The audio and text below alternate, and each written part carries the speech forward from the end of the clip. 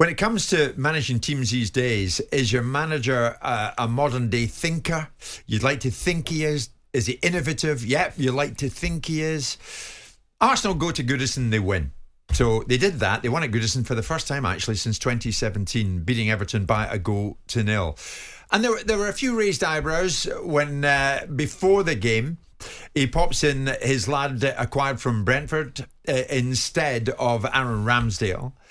And that itself was a talking point. But thereafter, he continued on the goalkeeping situation when he was talking post-match. This was interesting. Have a listen.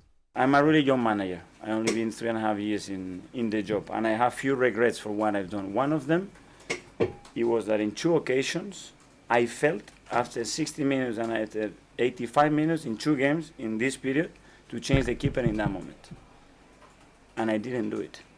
I didn't have the courage to do it. But I am able to take a winger or a striker and put a center defender back and go to a back 5 to hold that result. And we draw those games, and I was so unhappy. And someone is going to do it. And maybe it's, that's strange. Why? Why not? Tell me why not. You have all the qualities in another goalkeeper to do something is happening, you want to change momentum. Do it, And it's a regret that I had. And now my feeling is to get everybody engaged in the team, that they have to play, regardless of the competition, and do it. And it's my message. I like that. Martin, is this the next thing we're going to see in top flight football in the Premier League? David Raya might start a match, but Ramsdale will finish it. I mean, he predicts the next trend in the Premier League will be in-game goalkeeper substitutions. You go for that? Well, I'm not sure about that. I mean, listen, I'm all on for innovation, and I know that a way back in the playoff final in 1996, I changed the goalkeeper for the last minute, but that was to do with a penalty shootout. Our goalkeeper Kevin Poole was small, very, very athletic, but small. And then I put a big lad called Zeljko Kalac into goal. Actually, as it turns out, we scored in the last seconds of the game, so it wasn't necessary. But this is a different thing. The first thing I would have, if I had been doing that interview there, the first thing I would have said to or asked Arteta, when you didn't make those changes, or when you were thinking about making those changes, what was your reason for it? Was it because the goalkeeper had been poor in those particular instances, or was it something that you felt maybe he wasn't as good at using the ball? I don't know is the answer. I mean, but to freshen it up, maybe. That's why. Why do you make some substitutions if nothing else? Then freshen it up. Maybe it depends on the score, but but if you're thinking about a goalkeeper, if you're happy enough with a goalkeeper for 65 minutes or 75 minutes, then perhaps, unless he's dropped a wicket or something this year, I'm not wildly sure. As again, I get back to saying I'm all on for innovation, and people will turn around and say to, well, if you can change outfield players, why can you not change a goalkeeper?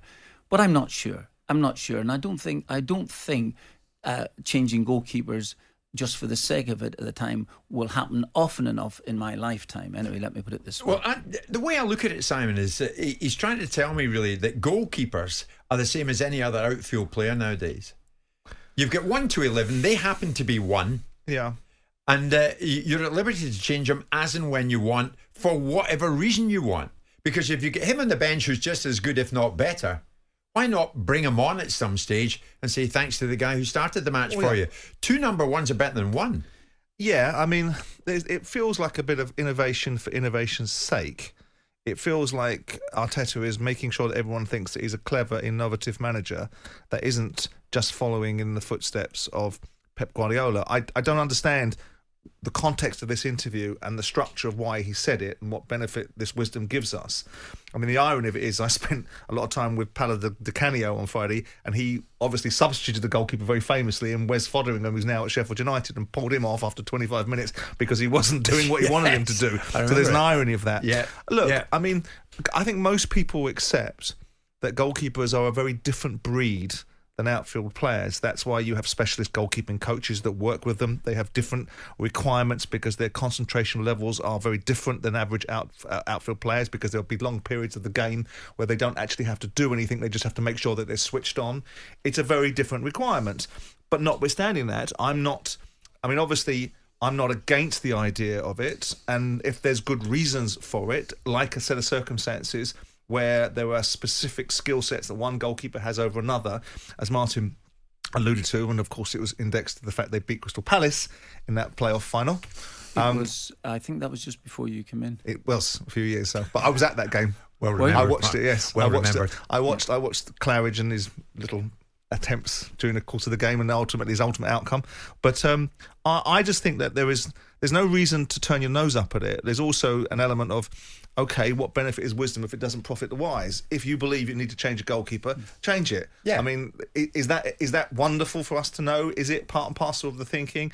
Of course you don't just stick with the orthodoxy. 10 years ago, no one would have ever imagined, not Martin, or maybe he'll tell me something different, that goalkeepers could play the way that Edison plays and does the things that he does. And so that's an evolution and a revolution in the expectations. Back in the day when you had Ron Greenwood rotating Peter Shilton and Ray Clements and deciding which one he was going to put in. Yeah. I don't think that did either one of them any particular good until he eventually alighted upon Peter Shilton.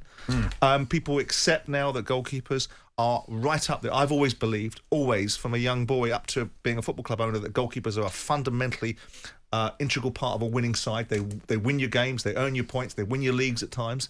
And obviously we've seen that now in the price tag of goalkeepers. We're seeing goalkeepers being bought for £75 million in Becca. But this sort of innovation feels to me like, look at me, look how clever I can be. Do you think... Just on that very point, I'm not sure about that changes, at all. just before that, the changes, goalkeeper now having to be able to use his feet or use them more properly. It's about time. It's to do with the back pass rule. The back pass rule has been introduced. If the back pass rule had existed in, say, in 1970, 1975, Peter Shilton would have had a major problem with it. Major problem. Really? Would he have been no use at it? He hadn't great feet, but Peter Shilton just happened to be, I would say, probably the best goalkeeper in the world in 1977, 78, 79. He's getting on. He's 74 today. Is that right? Yeah. So it didn't matter then, because you could pass the ball back to the goalkeeper and he could pick it up. And so those changes, Simon's right. I didn't see that taking place, but you knew that the goalkeeper would have to be better with his feet, because when it's been passed back to him, he's now under pressure. Yeah. And now suddenly, rather than just kicking the ball into the stand, some goalkeepers are really comfortable with it, and can actually take that extra touch. And even as someone's coming in to challenge him, he thinks he can elude him. But should we be surprised at that, Martin? Actually taking that extra touch. The game is football. Yeah, absolutely. But there's also goalkeeping, holding on to the ball. Generally speaking, that does help a great deal. And you could be the best in the world with the ball at your feet, but if you're not actually a good goalkeeper, then you have a problem with it. Sure thing. I know. I get that. It's professionalising it as well. Ultimately, I mean, goalkeepers like Edison now are a form of offensive play. Look at the way that boy hits a ball from one end of the pitch to the other and puts it where he wants. It turns defence into attack.